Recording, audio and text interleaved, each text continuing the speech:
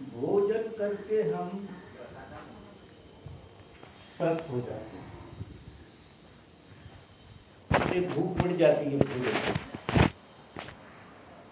लेकिन प्रेम एक ऐसी भूख है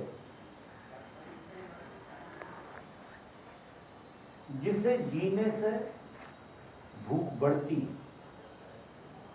घटती नहीं, बढ़ती।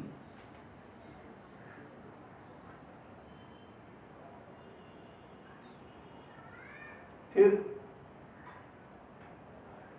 इतनी बढ़ जाती है, इतनी बढ़ जाती है कि आप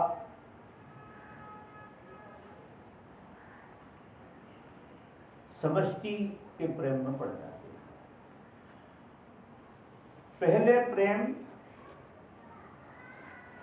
हमें इक्की दुक्की चीजों से होता है, क्योंकि हम गरीब हैं थोड़े से, एक साथ प्रेम नहीं हो पाता। तो जैसे बच्चा कुछ चीजें सीखता है, ऐसे हम भी प्रेम को सीखने का प्रयास करते हैं। जबकि बात ऐसी है कि प्रेम ही एक ऐसी चीज है जो कोई सिखा नहीं सकता। ये सीखने का विषय नहीं, जीने का विषय है। सीखने का बिल्कुल नहीं। प्रेम सीखा नहीं जाता। क्यों? कि तुम पैदाइशी से लेकर पैदा हुए, तुमने सारी चीजें सीखी हैं प्रेम को छोड़ के। तुम आश्चर्य करो, बाकी सारी चीजें तुम्हें सीखना पड़ती हैं, और प्रेम तुम्हारा स्वभाव है, प्रेम तुम्हारी आत्मा है, और प्रेम तुम्हारी भूख है। ऐसी भूख है जो समझ में नहीं आती, लेकिन हर आदमी भूखा है इसके लिए। जितने लोग यहां बैठे हुए हैं, अगर गहरे से देखो, एक आदमी नहीं मिलेगा ऐसा जिसे प्रेम की भूख ना हो। अगर कोई अतृप्ति है किसी के जीवन में, तो प्रेम की ही अतृप्ति मिलेगी। बाकी चीजें आप कुछ भी करें, वो तृप्त करती हुई दिखती हैं, और जिस चीज से हम तृप्त हो जाते वो असीम नहीं होती। प्रेम हमारे जीवन की असीम पूंजी है, इसकी कोई सीमा नहीं है। अद्भुत सौभाग्यशाली हैं लोग जिनके जीवन में प्रेम की सुगंध प्रकट होने लगी। है तो सबके भीतर, क्योंकि तुम पैदा ही प्रेम से हो गए, और प्रेम ही तुम्हारी आत्मा है। मैं तो ऐसा कहूंगा कि प्रेम ही परमात्मा है। परमात्मा को किसने देखा? जितने लोग यहाँ बैठे हैं, मुझे नहीं लगता कि वो परमात्मा को खोज रहे हैं। खोज तो हम प्रेम को ही रहे।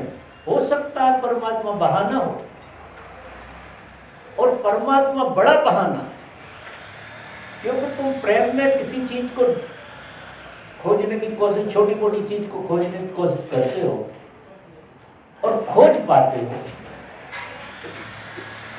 तुम्हें ऐसा लगता है कि तुमने खोज लिया, और उस खोज में तुम्हें छोटी मोटी सी तृप्ति हो भी जाती है। लेकिन परमात्मा की जो खोज है, वो ऐसी खोज है कि खोजी कोई मिटा देगी। क्योंकि तुम खोज खोज कर उसे खोज नहीं सकते। वो इतना सीम है, इतना विराट है कि तुम उसे खोज नहीं पाओ। तो कहीं से भी सीख रहे हो, बहुत अच्छी बात है। आपको प्रेम घट रहा है, ये बहुत सुंदर बात है। लेकिन आप प्रेम को छुपा नहीं सकते, स्टोर नहीं कर सकते। प्रेम को तो फैला सकते हो। आपका प्रेम जितना ज्यादा फैलेगा, जैसे आपने कहा कि ऑफिस में मन नहीं लगता, इसमें मन नहीं लगता, उसमें मन नहीं लगता, तो इसका मतलब ये है कि आपका प्रेम फैला नहीं, थोड़ा सा ऐसे फैला, और जितना ये फैलता है, जितना ये बढ़ता है, उतना ही प्रसाद पूर्ण हो जाता है। प्रेम ही अंत में जाकर प्रसाद बन जाता है। तुम्हें एक स्वाद आने लगता है। प्रेम करते करते करते करते, करना नहीं कहना चाहिए, प्रेम में होते होते होते होते और तुम प्रसाद पूर्ण हो जाते हो। तो एक तो प्रेम को किसी व्यक्ति तक सीमित मत समझो। कोई भी व्यक्ति अगर किसी के प्रेम में है तो वो द्वार है, वो सिर्फ द्वार बना हुआ है।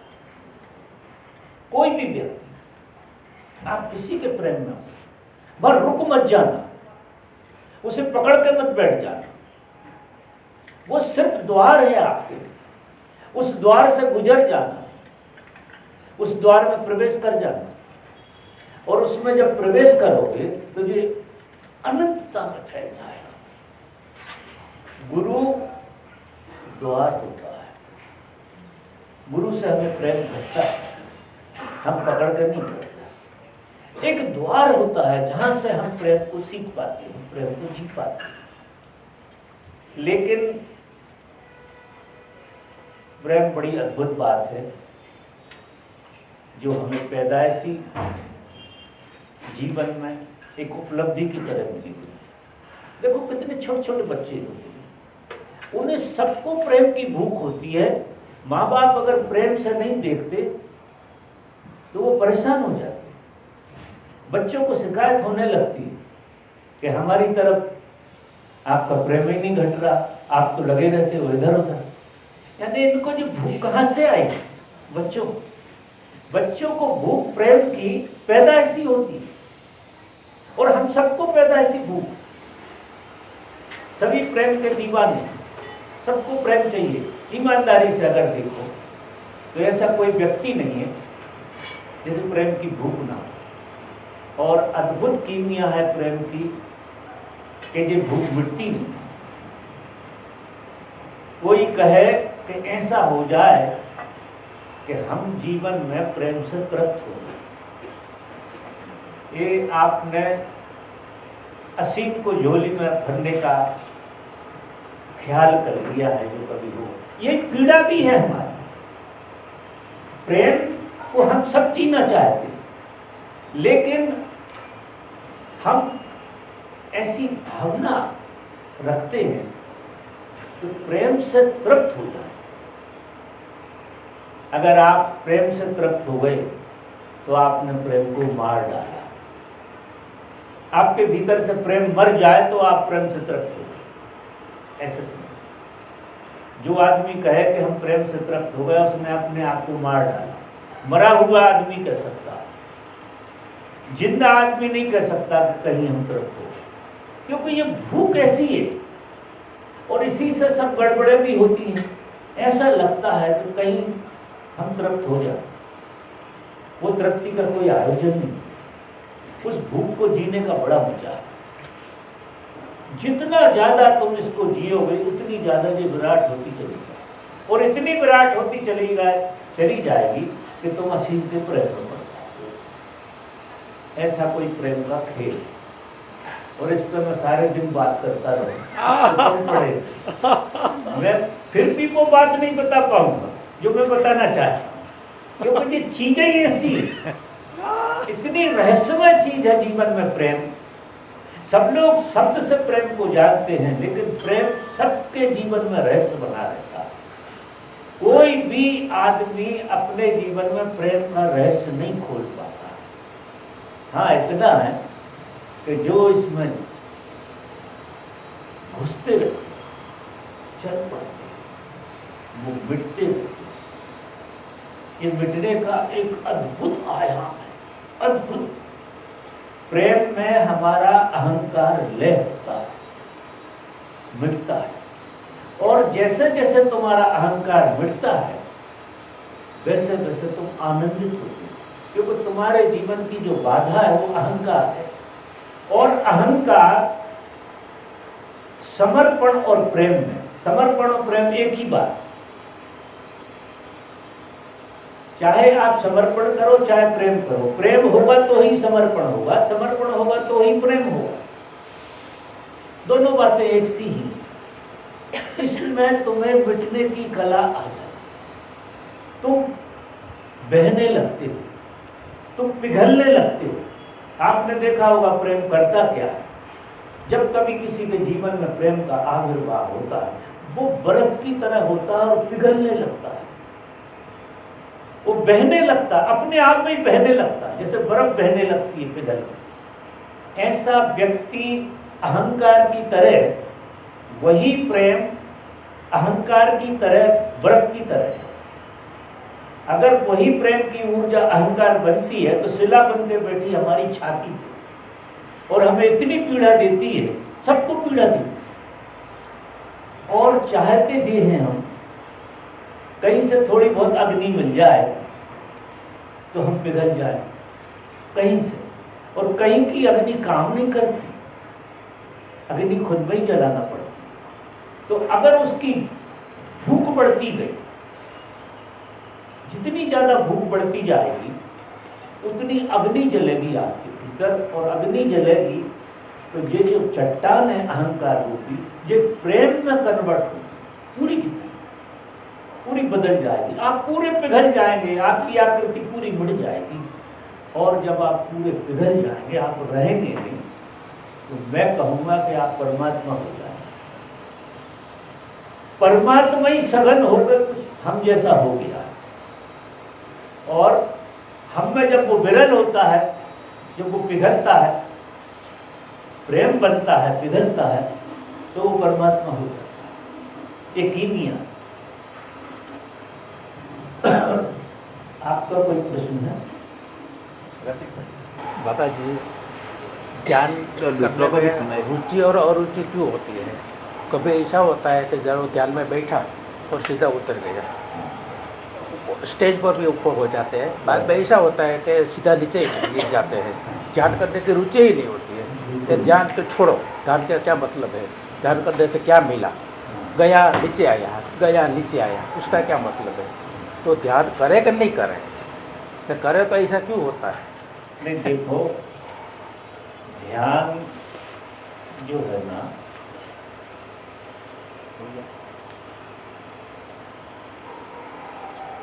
ध्यान तुम्हारी आत्मा का भोजन, तो ध्यान तो करना ही निश्चित।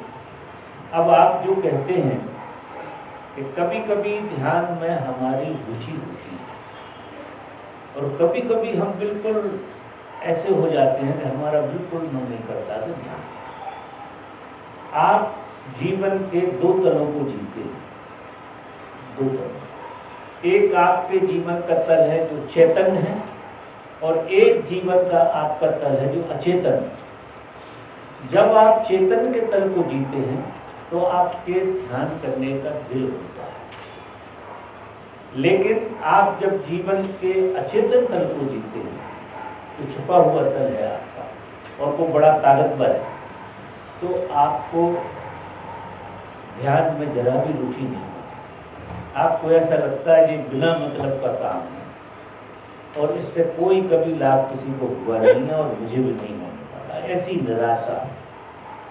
निराशा आती है। ये स्वाभाविक बात है, ये कोई इनकी बात नहीं है, इनने तो पूछ लिया, बाकी हम सबकी बात है। सबके जीवन में ऐसा होता है कि गियर बदलते रहते हैं। कभी हमारी चेतना प्रकट रूप में होती है, चैतन्य रूप में होती है, तो हमें सब कुछ अच्छा अच्छा लगता है, और कभी कभी हम बिल्कुल अचेतन की तरह हो जाते हैं। और यही मनुष्य की पीड़ा भी है कि वो किसी चीज को चाहता है और उसी चीज को नहीं चाहता। कोई चीज करना भी चाहता है, एक ऐसा द्वंद्व है जीवन में, और ये द्वंद्व है चेतन और अचेतन का। एक हिस्सा तुम्हारा प्रकाश से भरा हुआ है और एक हिस्सा तुम्हारा अंधेरे से भरा है। हम दो तत्वों को एक साथ जीते। कभी कभी तो पल पल में बदलती हैं ये चीजें, और मनुष्य को इतनी तकलीफ होती है कि ये क्या हो रहा है, मैं ये हूं या ये हूं, ऐसी स्थिति हो जाती है कि मेरा तल ये है या ये है। ये पीड़ा रहेगी ही, कोई उपाय नहीं है, क्योंकि ये पीड़ा अगर नहीं होती मनुष्य को तो मनुष्य कभी भी धार्मिक नहीं होता। ये चेतन और अचेतन का खेल इतना अद्भुत चलता है जो हमें थकाता है, हर चीज से थका देता है। और जब तक आदमी थक नहीं जाता अच्छी तरह से, तब तक धर्म उसे याद नहीं आता। वो चाहता है कि हम इस तल पे बैठ जाए और इसी में आनंदित होते रहे। ऐसा होता नहीं। जैसे ही वो उस तल को जीता है, थोड़ी देर बाद गियर बदल जाता है, वो दूसरे तल को जीने लगता है। तो लगता है कि ये जिंदगी का मतलब क्या, और जिंदगी का बहुत गहरा मतलब, बहुत गहरी बात है जिंदगी। आपके अचेतन मन में बहुत खजाना पड़ा है जो प्रकट होना चाहता है, लेकिन उसमें प्रकाश कम पड़ रहा है। और जब कोई चीज में प्रकाश कम पड़ता हो हमारा, तो हम उसके अर्थ दूसरे लगाते हैं। जैसे मैं उदाहरण के लिए कहूँ कि आप किसी भी चीज को अंधेरे में देखते हैं तो अनुमान लगाते हैं, उसकी सच्चाई तो दिखती नहीं है। तुम अंधेरे में रस्सी को सांप समझ सकते हो, सांप को रस्सी समझ सकते हो, क्योंकि अंधेरे में देख रहे हैं। अब न रस्सी का दोष है न सांप का दोष है, दोष किसी का नहीं, दोष है अंधेरे का। अंधेरे में जीवन जीने से द्वंद्व पैदा होते हैं, क्योंकि अंधेरे में हम सिर्फ अनुमान से जीते हैं, हमारी दृष्टि साफ नहीं। ध्यान आदमी को प्रकाश देता है, बोध देता है, जागृति देता है। और जागृति जब बढ़ती है तो क्या हो जाता है कि द्वंद्व थोड़ा थोड़ा कम होने लगता है, क्योंकि तुम सब चीजें प्रकाश में देखने लगते हो।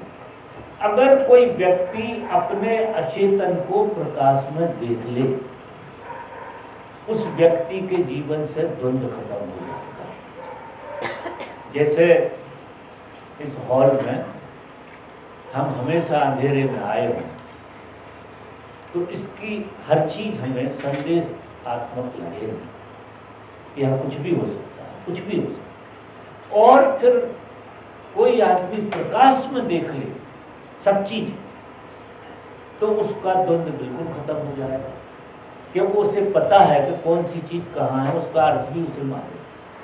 हमारे जीवन में संपदा पड़ी हुई है, संपदा। और हमारी सबसे ज्यादा पीड़ा यही है कि हम अपनी संपदा का ना तो उपयोग कर पा रहे हैं और ना देख पा रहे हैं, ना समझ पा रहे हैं। और अगर आप देख नहीं पाओगे अपनी संपदा को, जो संपदा जन्मों से आपके साथ है, वो संपदा लेके आप पैदा हुए हो, लेकिन उस संपदा का सिर्फ एहसास है हल्का सा, वो एहसास आपको परेशान करता है। इसलिए आपने देखा होगा कि कोई आदमी किसी बात से राजी नहीं होता और कोई आदमी किसी से राजी नहीं होता। कारण क्या होता है? उसके भीतर जो पड़ा है वो किसी से कंपेयर नहीं किया जा सकता। अद्भुत संपदा प्रत्येक व्यक्ति के भीतर है। इसलिए प्रत्येक व्यक्ति अपने आप में एक अनूठी घटना है और वो किसी से राजी नहीं होता। कोई है, इतने लोग बैठे, कोई किसी से राजी होता है? हो ही नहीं सकते। कोई उपाय नहीं है कि कोई किसी से राजी हो जाए। हम अपनी निजता में ही राजी हो सकते हैं, अपने स्वभाव में ही राजी हो सकते हैं। और ये प्रकाश जो ध्यान से हमें प्राप्त होता है, ये हमारी निजता को उभारता है। जो हमारी संपदा है, जिसे हम ज्ञान कहें, ध्यान कहें, आत्मा कहें, परमात्मा कहें, वो सब कुछ प्रकट होता है तुम्हारे भीतर। तो द्वंद्व रहेगा, लेकिन द्वंद्व किस चीज का है? द्वंद्व है अंधेरे और प्रकाश का। प्रकाश में हर चीज साफ होती है, द्वंद्व नहीं रहता, तो लगता हम ध्यान कर रहे हैं, बहुत बढ़िया है, आनंद है। और वही चीज जब तुम अंधेरे में देखने लगते हो तो उसके गुणधर्म बदल जाते हैं। तो तुम कहने लगते हो मुझे ध्यान में रखा क्या है, ये तो फालतू की बात लगती है और उससे पीड़ा भी हो, और ये लगता है कि मैं ये करूँ या ना करूँ। तो ये द्वंद्व है। इसमें साधक को गुरु की बात पर ध्यान रखना पड़ता है। यहाँ गुरु बहुत सहयोगी होता है। गुरु तुम्हें जोर दे, ध्यान की तरफ उनका जोर बहुत रहता है। वो हमेशा एक ही बात कहते हैं, वो तुम्हारे अचेतन में कितनी बीमारियां हैं उसकी बात नहीं करती, और उसका कोई मतलब नहीं है आपकी बीमारियों की बात करना। वो तुम्हारी संभावनाएं देखते हैं और वर्तमान की स्थिति से तुम्हें जोड़ने की कोशिश करते हैं। तो आपको बार बार ध्यान में ही जाने की सोचनी, आप बार बार ध्यान की तरफ जाइए। धीरे धीरे करते करते करते कितने ही ताकतवर, अंधेरे का कोई अस्तित्व नहीं है। मैं आपसे कहूँ, अंधेरे में जो चीजें देखी हैं, जिनके तुमने अर्थ लगाया, उनका कोई अस्तित्व नहीं होता है, क्योंकि अंधेरे का अस्तित्व तो है ही नहीं। अस्तित्व तो हमेशा प्रकाश का है। आप देखो, अंधेरे के साथ कोई व्यवहार कर सकते हो आप? कोई व्यवहार नहीं होगा अंधेरे के साथ। अंधेरे को आप उठा कर दूसरी जगह नहीं ले जा सकते, दूसरी जगह नहीं रख सकते, उसके साथ कोई व्यवहार नहीं कर सकते। अब जिस चीज के साथ हम कोई व्यवहार नहीं कर सकते, उससे हम लड़ने लगे, वो गलत होता है। आपको ये पता नहीं होता, जितनी वृत्तियां हैं आपकी, ये सब अंधेरे में उठे हुए सांप बिच्छू हैं। काम है, क्रोध है, लोभ है, मोह है, भय है, ईर्षा है, एंजाइटी, जितनी चीजें, ये असली में अंधेरे में देखी हुई चीजें, और अंधेरे में देखी हुई चीजें तुम्हें प्रभावित कर रही हैं। इस तरह से जैसे रस्सी में सांप देख लिया अंधेरे में, तो सांप तो नहीं है लेकिन प्रभावित तो कर रहा है कि नहीं, और आपको पीड़ा भी हो रही। ये जितनी चीजें मैंने गिनाई, ये सब रस्सी में सांप, ये है कुछ और अंधेरे के कारण तुम्हें दिखती कुछ और है, और फिर उनका प्रभाव जैसे रस्सी के सांप का प्रभाव पड़ता है, ऐसा क्रोध का प्रभाव को जी रहे हो, लोभ के जी रहे हो, काम के जी रहे हो, भय के जी रहे हो, ईर्षा के, ये सारे प्रभाव हमको जीना पड़ते हैं। और हमारा मन ये कहता है हम इनसे मुक्त हो जाए, कोई उपाय करें। तुम लाख उपाय करो, कुछ नहीं, सिर्फ प्रकाश जगना चाहिए। आपके अंदर से प्रकाश जब जुड़ेगा तो अंधेरा हटेगा, और अंधेरा हटेगा तो क्रोध जो है ना, क्रोध नहीं रहेगा। जैसे रस्सी में सांप में से सांप हट जाता है और रस्सी रह जाती है, ऐसे क्रोध हट जाएगा और प्रेम जग जाएगा। आपके अंदर से घृणा हट जाए, प्रेम जग जाए, क्योंकि वही चीज दो नहीं है। यही विडंबना है कि बीमारी बीमारी नहीं है, उसको बीमारी की तरह देखना और उसके परिणामों को जीना, ये हमारा दुर्भाग्य हो रहा है। और जब हमारे अंदर प्रकाश जगता है, थोड़ी ध्यान की महिमा जगती है, तो चीजें बिल्कुल साफ साफ दिखाई देती हैं, उनसे लड़ना नहीं पड़ता, सब भाग जाती हैं।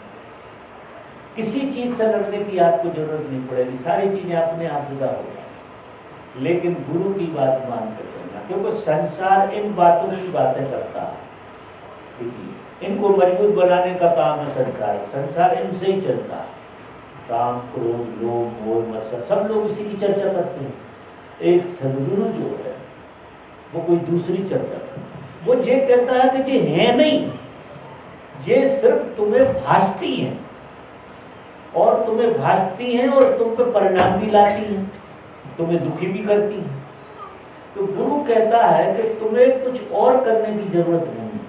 वो भरोसा दिलाता है। दुनिया कुछ भी कह रही हो इनके बारे में, आप इनके बारे में नहीं सोचेंगे। जब भी क्रोध आए, लोभ आए, मोह आए, सिर्फ एक चीज जानो कि ये अंधेरे में दिखाई दे रहा है। जब भी कोई वृत्ति पकड़े आप, कोई भी वृत्ति पकड़े, तो ये मान के चलिए कि ये अंधेरे के कारण मुझे इसका एहसास है, जैसे रस्सी में सांप। वो उदाहरण आपको बार बार याद रखना। तो इससे क्या होगा कि एकदम झटके से आप उससे प्रभावित नहीं हो, आप थोड़े बच जाओ और धीरे धीरे इससे जागृति भी बने। इसलिए गुरु की बात माने बहुत जरूरी है। एक वही ताकतवर व्यक्ति होते हैं संसार में जिनकी बात मान के हमारे भीतर प्रकाश जगता है और हम चीज़ों को ज्यों का त्यों देखते हैं, एज इट इज, जैसी है वैसी। और जैसी है वैसी चीज़ देखो तो ये तो संसार बहुत ही सुंदर बना हुआ है। मैं आपको बात बताऊं, आँख खुल जाए तो इस संसार में इतना अद्भुत है, सब कुछ, सब सुंदर है, सब कुछ। लेकिन हमारे भीतर जो आरोपण पड़ते रहते अंधेरे के कारण, जो आभास होते रहते, उनसे हम डगमगाते रहते। तो ध्यान करना अनिवार्य है। ये तो आप कितने ही मन आपका विचलित हो, कितने विचलित हो जाए, वो अंधेरे के कारण हो रहा, ख्याल रखना। विचलित इसलिए हो रहा है कि अंधेरे में आप कुछ ज़्यादा ही देख लेते हो, उल्टा सीधा। आखिर अगर वो अंधेरे की चीज़ें इतनी ताकतवर होती जितनी तुम मानते हो तो तुम कभी तो मर गए होते। इतनी ताकतवर होती नहीं, उनके आभास बहुत होते और थोड़े परिणाम भी आते, लेकिन इतनी भी ताकतवर नहीं होती है कि वो हमें मार डाले। क्योंकि ताकतवर चीज तो होती है आपकी आत्मा। आपके अंदर जो आत्मा बैठी है वो बहुत ताकतवर है, वो शक्तिशाली है।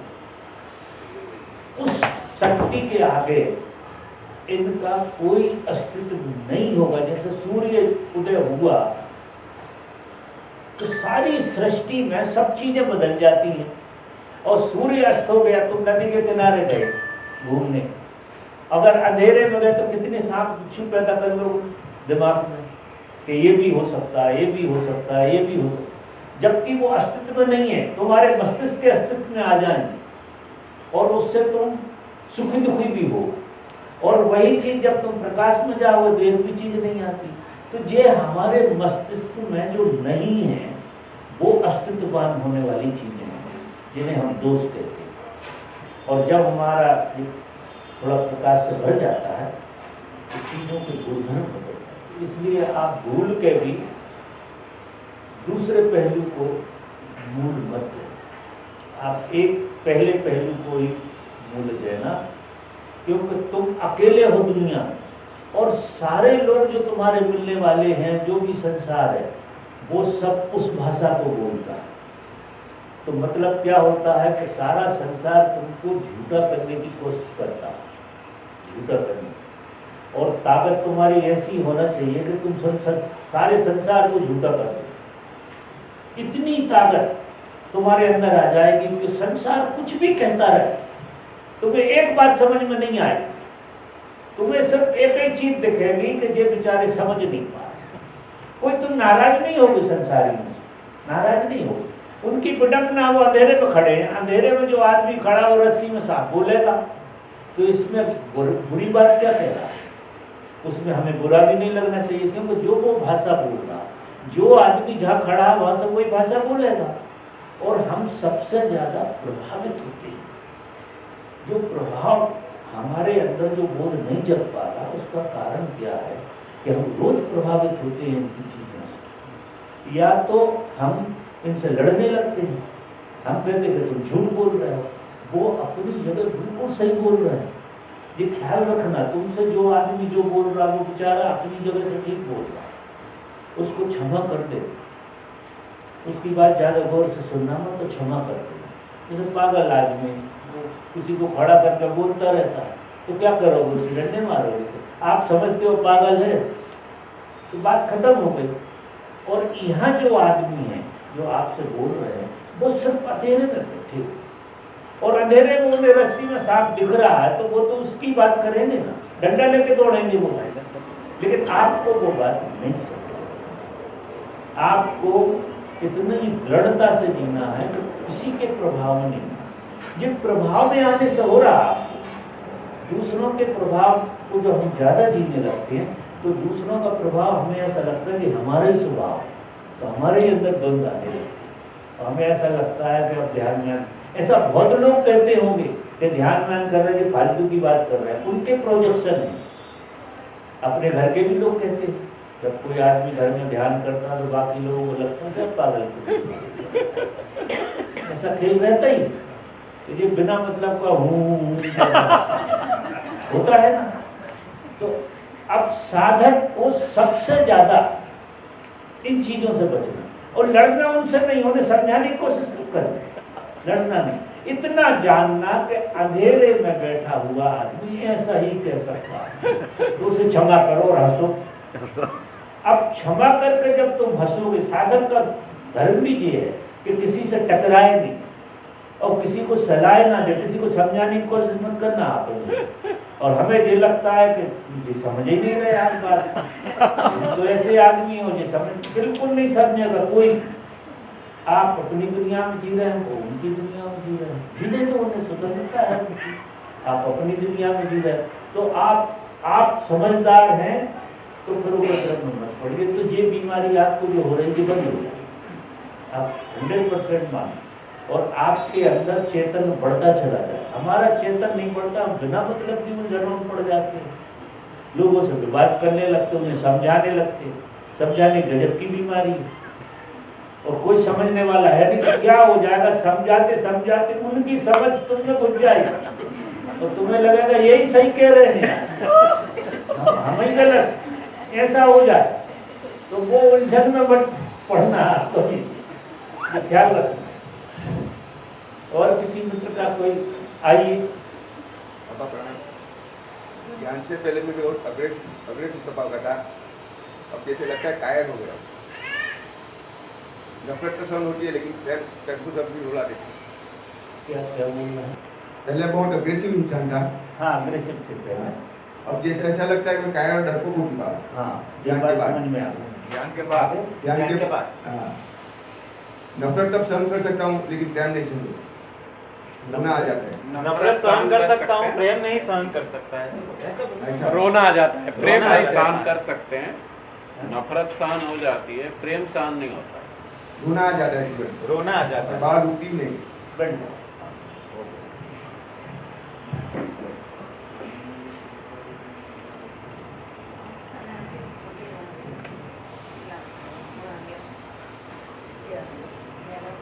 ऐसा है कि धर्म जो है वो जीतने का विषय नहीं। यहाँ तो जिसने हार मान ली वही धार्मिक होता है। इस संसार में लोगों के बीच में जो हम जीवन जी रहे हैं, लाओ से कहते थे कि मुझे कोई हरा नहीं सकता क्योंकि मेरी जीतने की कामना ही नहीं, और जिसे जीतने की कामना नहीं है उसे हराएगा कौन। धर्म जो है निश्चित ही ऐसा शुरू में दिखाई देता है,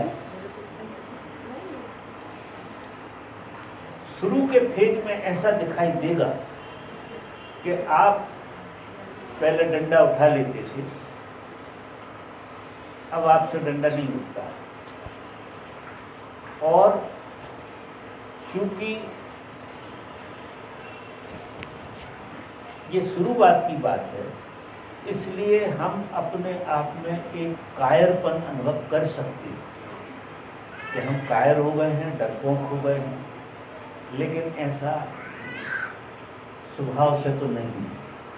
ये शुरुआत के फेज में ऐसा लग सकता है कि कुछ चीज़ें जब बदलती हैं तो इतनी स्पष्ट नहीं हो जाती हैं, सारी की सारी चीज़ें स्पष्ट हो जाती हैं, थोड़ा समय लगता है उनमें। फिर आप जब ध्यान करते ही रहो तो ये जो है अभी आपके अंदर भराव नहीं है, अग्रेसिवनेस तो निकल गई लेकिन आप खाली हो, आपके अंदर एक खालीपन आ गया, एक भराव नहीं पहुंचा, और भराव आता है प्रेम से। तो ये चीज एक अकेली होने से बात नहीं बनती कि हमारे अंदर से क्रोध निकल गया, लेकिन प्रेम नहीं जगा, तो अब क्रोध निकल गया और प्रेम नहीं जगा, उस बीच में खालीपन है, और उस खालीपन में हम नर्वस हो जाते हैं, एक नर्वसता आ जाती है, और ये नर्वसता स्वाभाविक रूप से आती है, क्योंकि आदमी अगर नर्वस नहीं होता है, ऐसी स्थिति नहीं होती, तो उसका अहंकार गलता नहीं। अहंकार गलता तो जब ही है कि हारे को हरि नाम।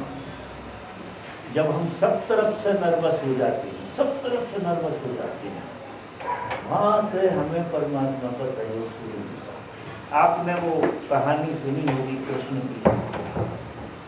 की कहानी, कि वो कृष्ण एक बार भोजन कर रहे हैं, और जैसे पहला निवाला लिया और वो छोड़ के और एकदम भागे।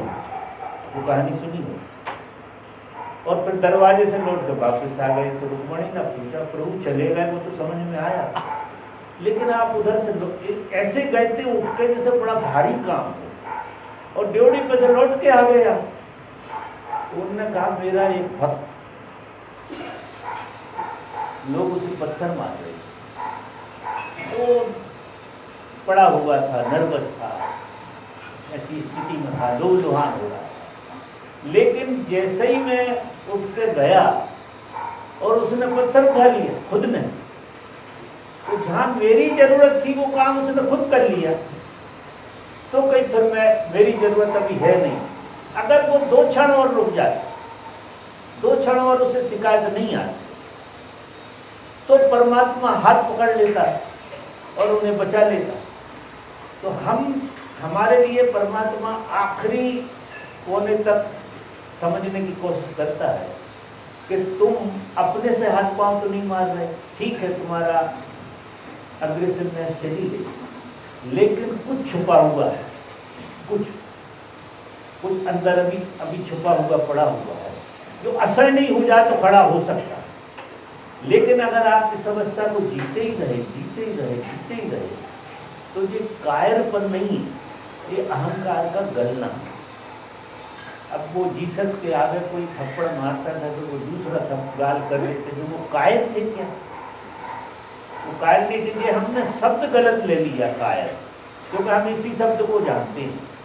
बहुत गहरे में देखो तो ये धैर्य की बात, पांडव के कायर थे जो द्रौपदी का चीरहरण हो रहा था और इतने बड़े धुरंधर वो खड़े थे और सब तमाशा देख रहे थे, कायर थे क्या? कायर नहीं थे, धैर्यवान थे। इतना धैर्य, वो जितना ज्यादा कोई धैर्यवान होता है उतनी उसके अंदर ताकत आती। तो अभी अर्थ इनने कायरपन का ले लिया, जबकि बहुत गहरी बात, ध्यान साधना से ये परिस्थितियां घटती हैं, लेकिन आदमी होता है धैर्यवान। और शुरू में उसे ऐसा लगता था मैं कायर हो गया, क्योंकि धैर्य को तो कभी जिया ही नहीं, धैर्य के मतलब को तो समझा नहीं, और बाद में धीरे धीरे करते करते समझ में आएगा कि ये कायरपन नहीं है, ये धैर्य है। नहीं फिर वो तो 4 थप्पड़ मारेगा अगला आदमी, ऐसे कैसे जीसस ने मार दिया। लेकिन कितना धैर्य, और वे पांडवों को कितना धैर्य था कि उनकी पत्नी को कोई वस्त्र उखाड़ रहा है, और कितने शक्तिशाली लोग हैं कि एक बाण से सबको निपटा दें। लेकिन धैर्य की बड़ी बात है, जितना ज्यादा आदमी धैर्यवान होता है उतना ही धार्मिक होता है। अधैर्य आदमी को अधार्मिक बनाता है। आप आश्चर्य करोगे, धर्म बने ही धैर्य से।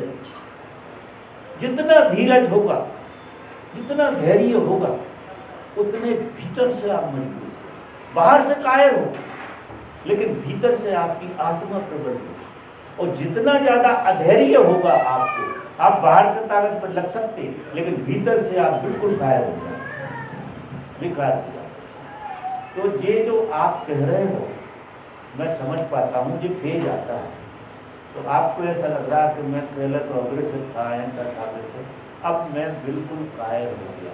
इसकी भाषा बदली, क्योंकि जिस भाषा का हम उपयोग करते हैं उसकी परिणाम भी भोगना है। इससे ये मानो कि तुम्हारे अंदर परमात्मा ने इतना धैर्य बनाया है कि वो अग्रेसिवनेस तुम्हें अब नहीं पकड़ रही।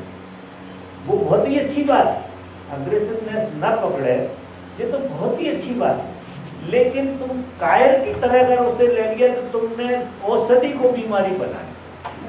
अभी आपकी भाषा में औषधि हो रही, इलाज हो रहा आपका, और उस इलाज को आपने नई बीमारी की तरफ पकड़ लिया कि मैं कायर हूँ। तो वो कायरपन की भाषा आज से बदल है।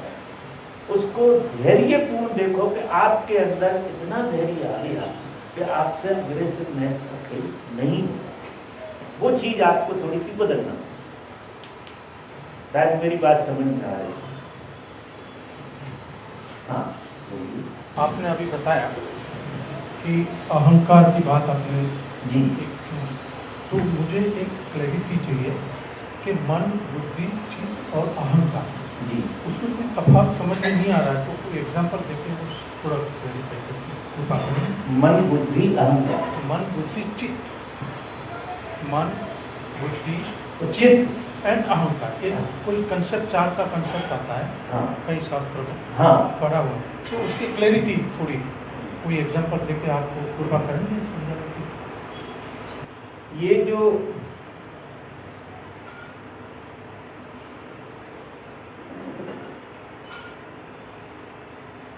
देखिए, ये मन, बुद्धि, अहंकार जो है ना, अगर मेरी भाषा से मैं समझाऊं तो ये तीनों चीजें एक ही ऊर्जा है जो तीन माध्यम से काम करती है। उदाहरण के लिए मैं कहूं तो ये कैसी हैं, जैसे आप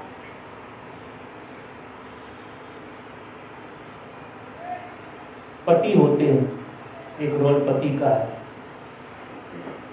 परिस्थिति में आप पति होते हैं पत्नी के साथ, बेटे के सामने आप बाप होते हैं और बाप के सामने आप बेटे होते हैं। व्यक्ति तो एक ही है, एक ही आदमी है, और तीन रोल काम कर रहा परिस्थितियों।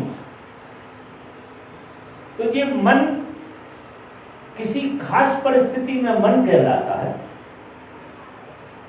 और किसी खास परिस्थिति में वही बुद्धि हो जाता है जब जरूरत पड़ती है, जब वो उपाय खोजता है, जब सोचता है तो मन होता है, और उपाय करता है तो बुद्धि हो जाता है,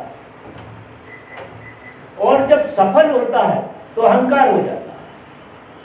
एक ही चीज है, एक ही चित्त, मूल में चित्त है, मूल में चित्त के अलावा ना तो कोई मन है, ना कोई बुद्धि है, और ना कोई अहंकार। तीनों चीजें ये अपने आप में अस्तित्व नहीं रखती हैं। अस्तित्व रखता है चित्त, जो हमारा अस्तित्ववान चीज है। इन तीनों चीजों का अस्तित्व नहीं है। जैसे अस्तित्व तो आप रखते हैं, लेकिन परिस्थिति आपको बाप बना देती है, आप बाप हो जाते हैं। परिस्थिति आपको बेटा बना देती है, आप बेटा हो जाते हैं। परिस्थिति आपको पति बना देती है और आप पति हो जाते हैं। तो ये तीनों चीजें एक ही चीज से प्रभावित होती हैं। तो इन तीनों चीजों पे इतना ध्यान नहीं देना है, ना बाप पे देना, ना बेटे पे देना, ना पति पे देना। तो ये काम चलाऊ चीजें हैं, क्योंकि किसी परिस्थिति में आपको मन की जरूरत होती है, विचार की जरूरत होती है। किसी परिस्थिति में आप चित्त बुद्धि का उपयोग करता है, और किसी परिस्थिति में चित्त अहंकार का उपयोग करता है, वो अहंकार होता है। तो सोचना मन है और उपाय करना बुद्धि है। बुद्धि उपाय कहते हैं शास्त्रों में, शास्त्रों में बुद्धि को उपाय कहा। और सफलता अहंकार। तो ये तीन तल हम जीते हैं जीवन के। कभी हम मन में होते हैं, कभी बुद्धि में होते हैं, और कभी हम अहंकार में होते हैं। लेकिन गहरे में देखो तो ये इन्हें जानता कौन? इन तीनों चीजों को। जब आप पिता होते हैं तो भी आप जानने वाले होते हैं कि मैं पिता हूं, और फिर आप बेटा होते हैं किसी परिस्थिति में तो आप जानते हैं मैं बेटा हूं। किसी परिस्थिति में पति होते हैं तो आप क्या ये हैं या ये काम चलाओ, क्योंकि किसी वक्त आप बेटा नहीं थे, बेटा तो थे चलो, किसी वक्त आप बाप नहीं थे, पति नहीं थे, फिर भी आप तो थे ना। तो इन सब चीजों के अलावा जो आपका होना था वही सत्य है। चित्त जो है, चित्त हमेशा हमें अपने होने का एहसास कराता अकेला, बस।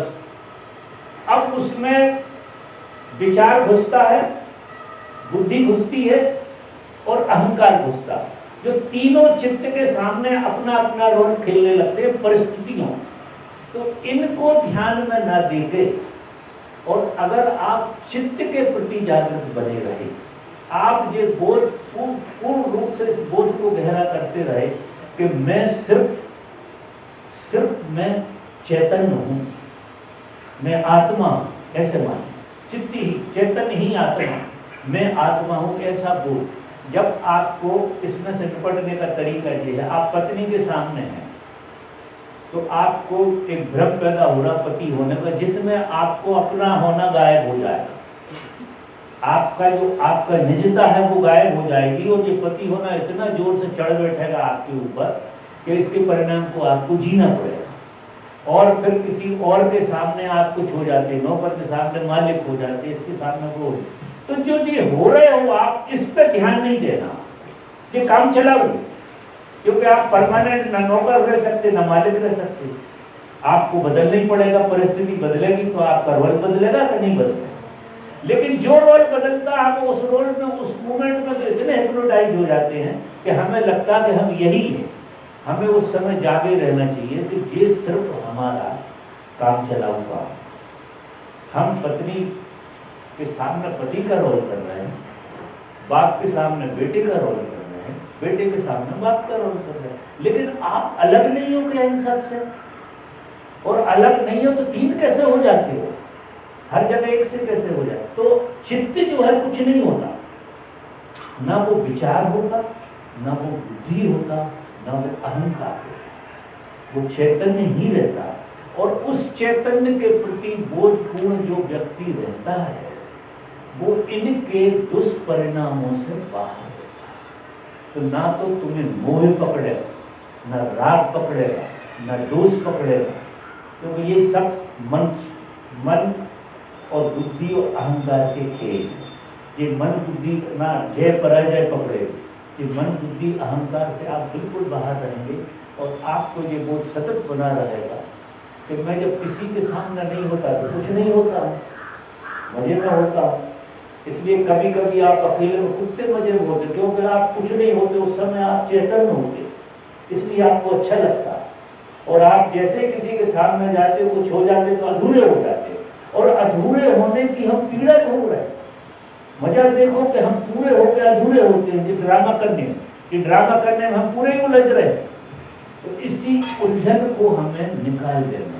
तो ना आप विचार हैं और ना आप बुद्धि हैं और ना आप अहंकार हैं, कि तू बज रही है चारों तरफ, ये परिस्थितियों का खेल है पूरा का पूरा। आप सिर्फ चैतन्य हैं।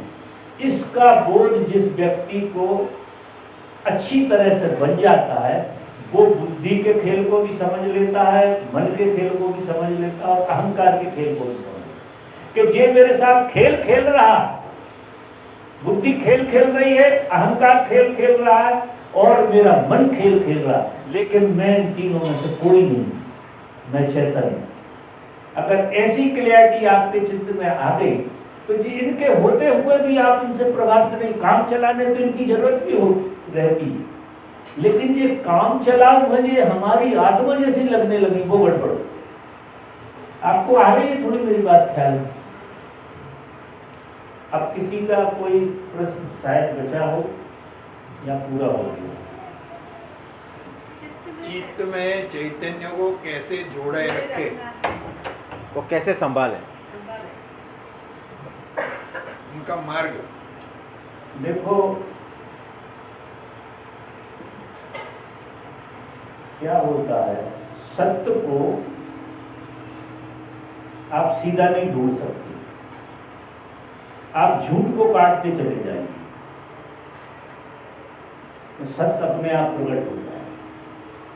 सत्य का सीधा रास्ता नहीं है, क्योंकि सत्य को ढूंढ नहीं सकता कोई आदमी, और सत्य तुम्हारा स्वभाव, तुम कैसे ढूंढो? तो गैर स्वाभाविक चीजें आप काटते जाइए, यही साधना। साधना में धर्म को सीधा कोई नहीं पकड़ सकता, परमात्मा को सीधा कोई नहीं पकड़ सकता, लेकिन जो उपद्रव, ये जितने उपद्रव, हम झूठ को झूठ की तरह देखने लगे। जैसे मैं अभी उदाहरण उनको दे रहा था कि तुम किसी बेटे की माँ हो, ये झूठ।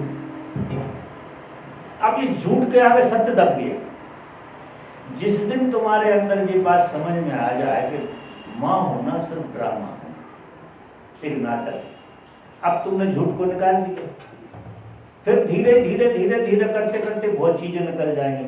फिर आखिरी चीज बचेगी कि तुम्हें ये भ्रम है कि तुम स्त्री हो। ये बहुत बड़ा भ्रम, ये पैदाइशी भ्रम, और ये पूरे समाज ने दिया है हमारे। अब ये है झूठ। अब अगर तुम स्त्री हो तो तुम चैतन्य नहीं रह सकते, कोई उपाय नहीं, क्योंकि स्त्री इतनी प्रभावित कर रही है तुम्हारे चैतन्य को कि चैतन्य छुपा हुआ। तो जब ये सारी चीजें मिट जाएंगी, माँ होना, ये होना, वो होना, सब साफ हो जाए। ऐसा नहीं कह रहा कि तुम भागते जाओ, लेकिन तुम्हें साफ लगेगा कि जब मैं माँ नहीं थी जब भी तो मैं थी, जब मैं पत्नी नहीं थी जब भी तो थी ना। तो पत्नी जो बीच में आ गई, ये जबरदस्ती, और उसकी पीड़ा भोग रहे हो, भारी पीड़ा भोग रहे हो। जो जो तुम हो जाते हो मान्यता से, वो सब पीड़ित करता। क्यों? कि वो खंडित करता है तुम्हारे व्यक्तित्व को, पूरा खंडित कर दिया ये सारी चीजों, दुनियादारी। और ये काम चलाऊ थी, ये बिल्कुल काम चलाऊ थी, वरने तुमने सत्य मान लिया। तो झूठ को झूठ की तरह देख लेना सत्य की उपलब्धि।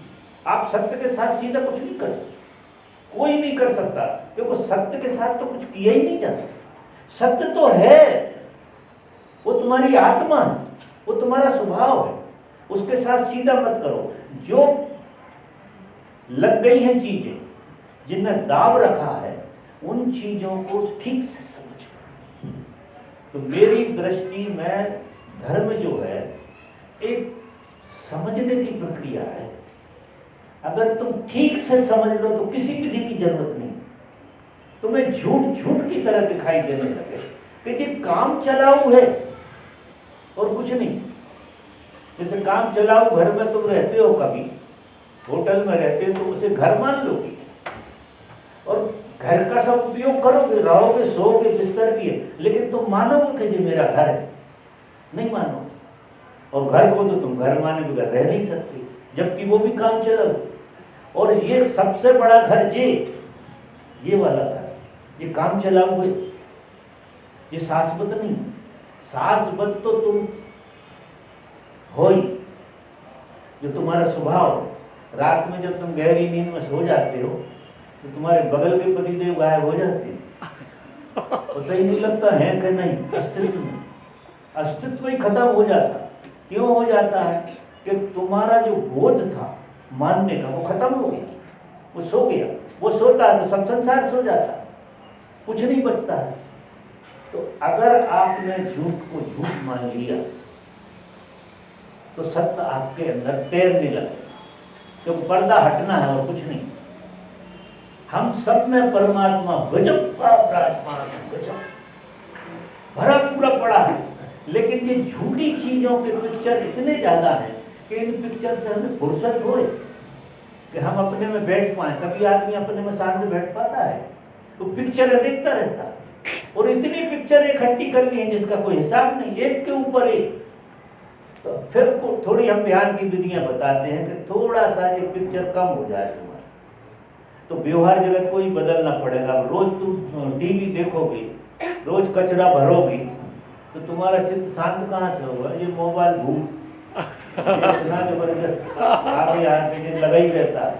तुम अमेरिका में रहो तो अभी अपनी बहू के साथ रहते, बाहर रहते ही नहीं, ऐसा खेल रहता। मेरी बात समझ में आई है? मेरे ख्याल से अच्छा बोलिए। मैं कौन हूँ?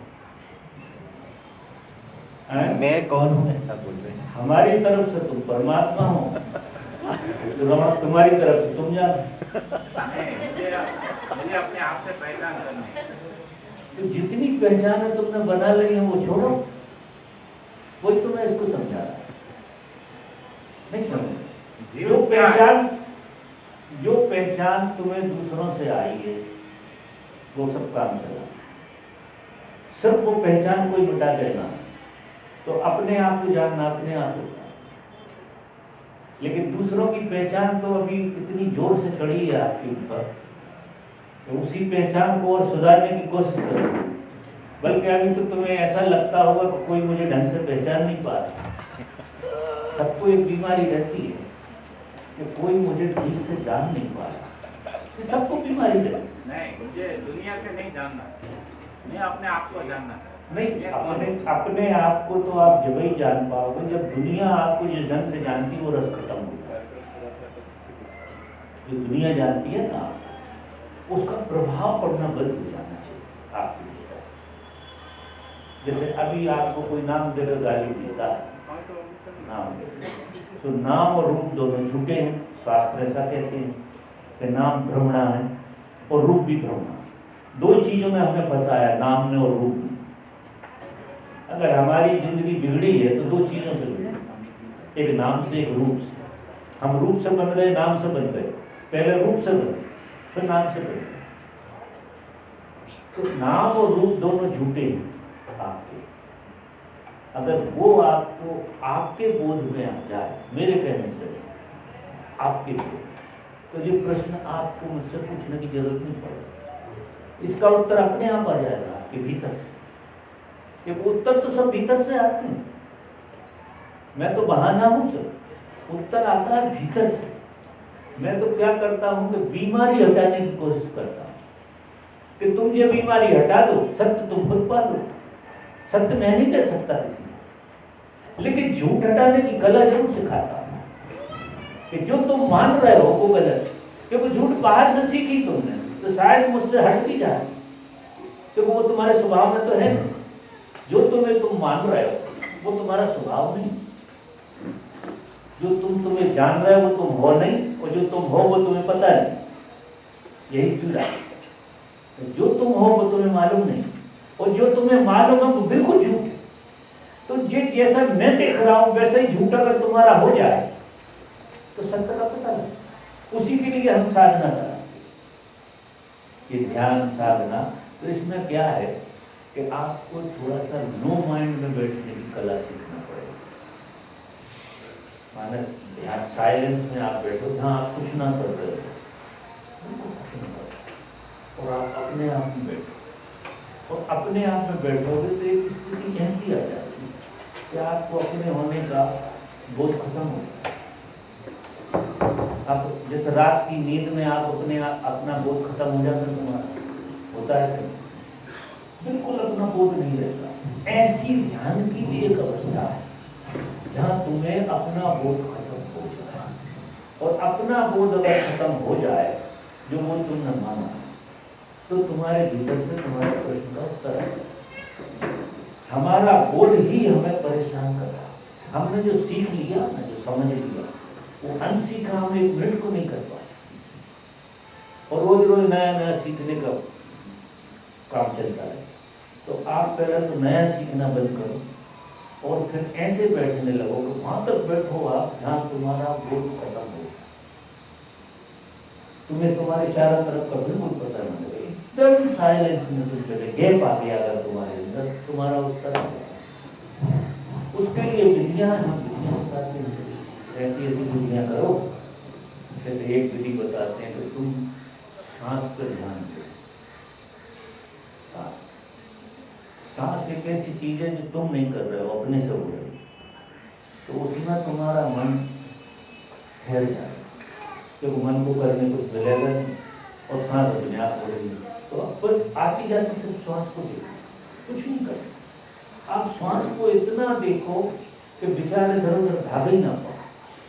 सांस को देखते रहो। एक अवस्था ऐसी आएगी कि विचार आपके गायब हो जाए, गैप आ जाए, और सांस भी गायब हो जाए, और ऐसा गैप आएगा जो रात के आप सो जाते हैं गहरे, वो जाग नहीं है। तो वो एक बार आता है बात खत्म।